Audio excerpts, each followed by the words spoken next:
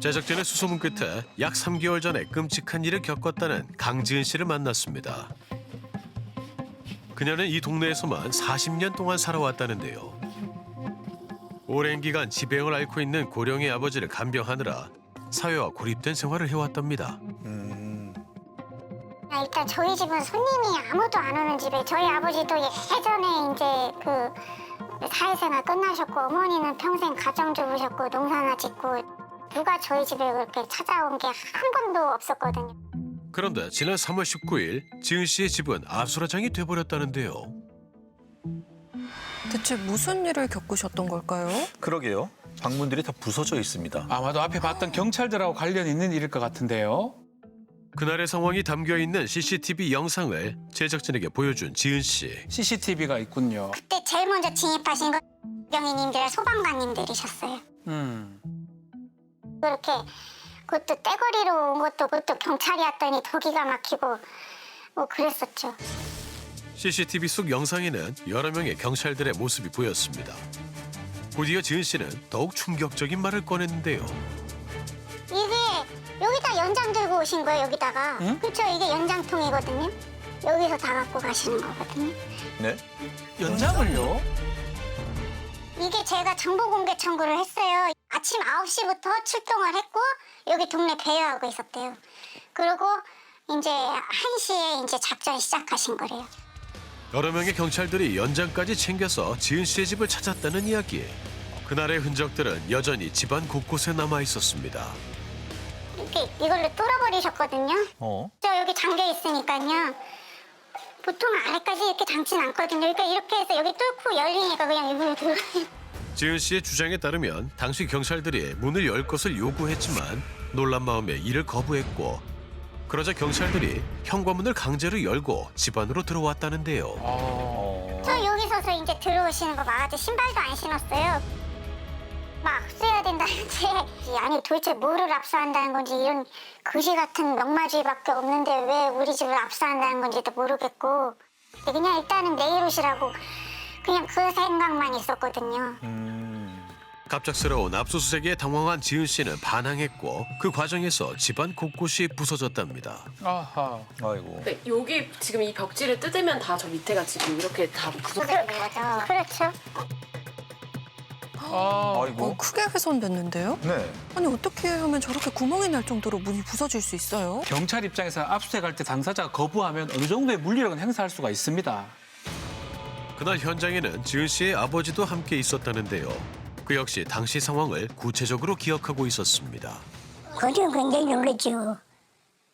느닷없이 들어와가지고 그러니까. 그렇죠. 이 문이 안 열리니까 막 문이 무상땅 그러고 뭐 뜯는 그런 뭐가 있더라고. 들어오면서 시끄럽더라고. 그래서 들어와서 늘 막 그냥 설치고 그냥 이러고 뭘 찾는 식으로 막 이래 하고 그러니까 15명 좀 넘는 것 같아요. 여기 꽉 찼다니까. 아니 도대체 경찰들이 찾는 게 뭐길래 저렇게 많은 인원과 함께 지은 씨 집을 찾은 걸까요? 그러니까요. 궁금하네요, 정말. 네. 대체 어떻게 된 일일까? 사실 확인을 위해 당시 출동했던 경찰서를 찾았습니다. 저희 MBC 실화탐사대 팀이거든요. 수사과장님 찾아왔는데요. 과연 사건 내막을 확인할 수 있을까요? 그러게요.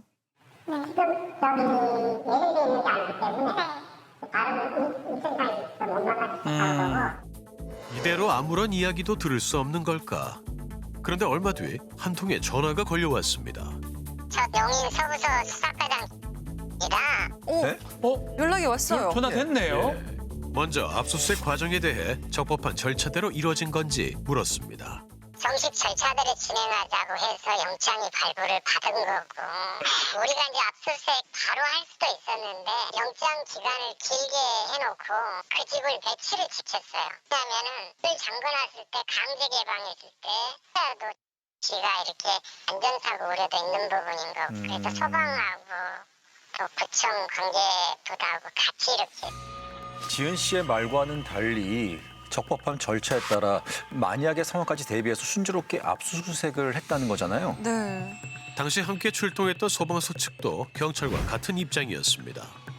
저희가 지원 내용을 자해나 타해에 의해서 위험성이 있어서 압수수색을 필요해서 강제 문개방을 해달라.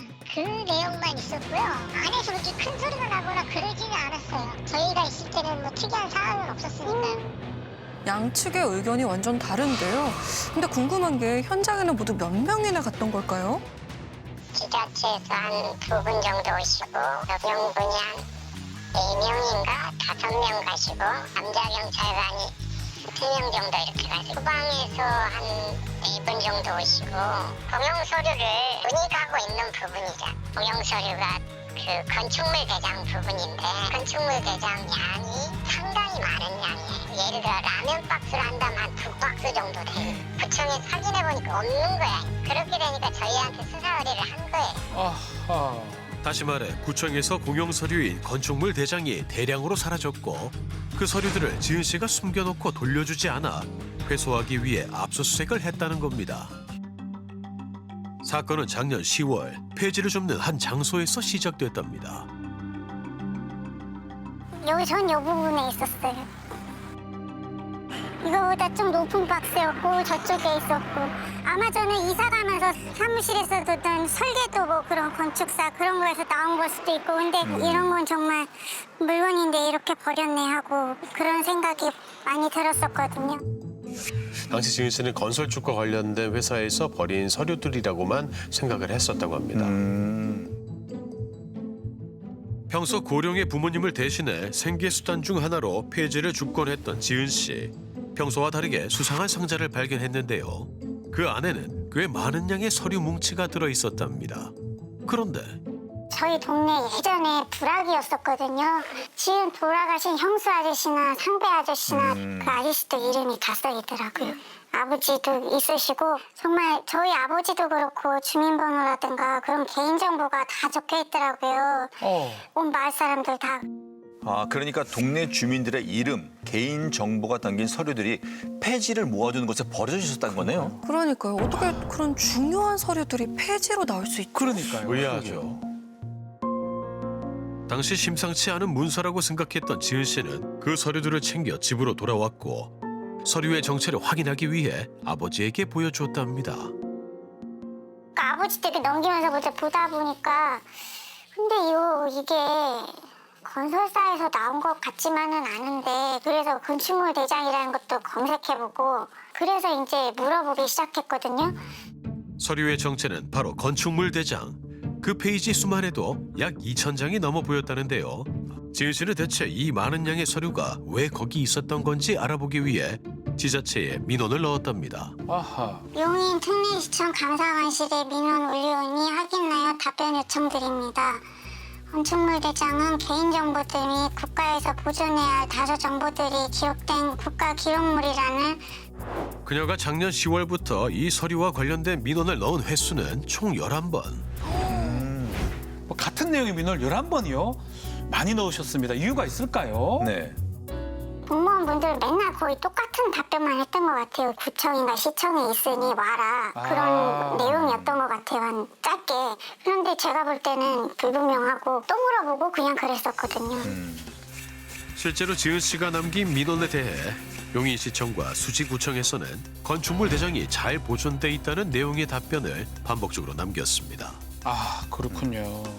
그 새해 바뀌고 1월 초까지는 했던 것 같아요. 그러던 중 지난 1월 9일 용인시청과 수지구청에서는 지은 씨가 남긴 동일한 민원에 대해 더는 답변을 해주지 않겠다는 입장을 밝혔다는데요. 아. 그리고 더 이상 뭐 저도 작년 있었던 일 알고 싶지도 않고 공무원분들도 짜증내시는 것 같고 그만 답변하겠다 하는데 제가 그걸 굳이 해야 될 이유가 없잖아요. 대체 어떻게 된 걸까? 제작진은 건축물 대장을 보관 중이라는 수지구청에 사실 확인을 요청했습니다. 지은 씨가 민원을 넣었던 당시 수지구청에는 실제로 건축물 대장들이 보존돼 있었던 걸까? 아닙니다. 네. 아니라고요? 그분이 여러 차례 민원을 넣어서 전산으로 건축물 대장을 발급을 하기 때문에 이 민원은 당연히 큰 의미 없는 답변이라고 해가지고 그냥 원론적인 답변을 해버린 거죠. 초기에 대응을 못한 부분이 좀 약간 비겁한 부분은 저희들이 인정하고 있습니다. 그러니까 당시 민원 내용 확인조차 해보지 않고 당연히 있을 거라고 생각해서 답변을 남겼다는 거네요. 네.